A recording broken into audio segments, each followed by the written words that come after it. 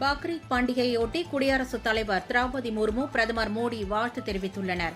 இஸ்லாமியர்களின் மிக முக்கிய திருநாளான பக்ரீத் பண்டிகை நாடு முழுவதும் இன்று கொண்டாடப்பட்டு வருகிறது.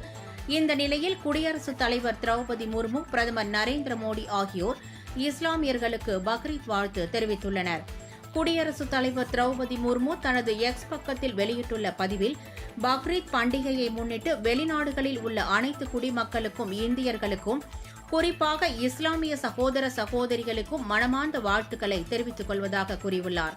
இந்த பண்டிகை தியாகம், நம்பிக்கை மற்றும் மனிதாபிமான விழுமியங்களின் சின்னமாக கருதப்படுகிறது எனவும், இது சமூகத்தில் ஒற்றுமை, அன்பு மற்றும் சகோதரத்துவத்தின் செய்தியை மக்களிடையே பரப்புவதாகவும் அவர் குறிப்பிட்டுள்ளார்.